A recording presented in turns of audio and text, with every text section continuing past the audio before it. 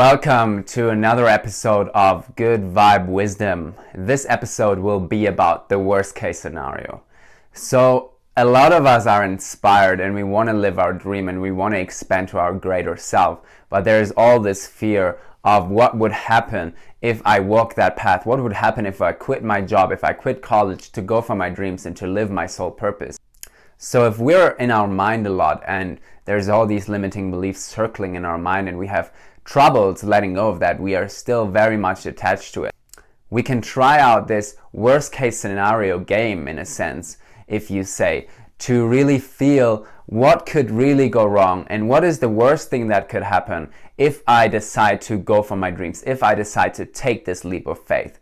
And then we will feel into the energy of that and see and ask ourselves, is that really so bad? Is it as bad as I thought the journey would be? Is this really, really horrible?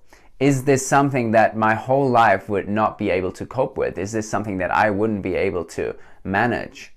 And really look into this worst case scenario and see that if you can survive, if you can hold the space for that worst case scenario to come up at some point in your journey, and to be okay with that and to learn from that and to recognize that you are extracting information for you to learn what it actually is to embody your purpose and what it actually means to embody with a greater expanded belief system. If you can start becoming okay with that and feel that your journey will unfold perfectly, even though this might be part of the journey in a sense, there might be this time where the worst case scenario kicks in, which most of the time it will not, because you are supported when you follow your dream. You are supported with synchronicities and manifestations when you're really aligning with your soul. Start becoming okay with the worst case scenario and really look into it and find ways how to manage yourself in that worst case scenario. If that worst case scenario kicks in, what would happen to me? How would I perceive life? Could I still perceive life in a holistic, true, empowered way, even if I'm circumstantially seen right now in this worst case scenario?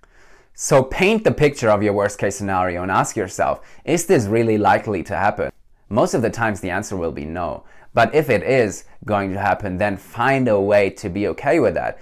And the more you can be okay with the worst case scenario, the more you can have understanding and realize that even that is temporary. Everything in life is temporary. Life is a continuous movement of change. So even the worst case scenario is temporary, and there will be a time, 100% for sure, where things will move up again. So if you can become okay with that, what is there to lose? And you can really compare the worst case scenario to be in that worst case scenario for a while as you follow your dream, or staying where you are right now in your comfort zone your whole life and not being fully inspired and not being fully excited, open, heartfelt about life. And see what you'd rather like. If you would rather like to stay in that where you are right now, or to move into your dream, even though the worst case scenario could pop up and you might be homeless for a while, but that you can still find the joy in that too, because it's all a matter of perspective and trusting that the journey will unfold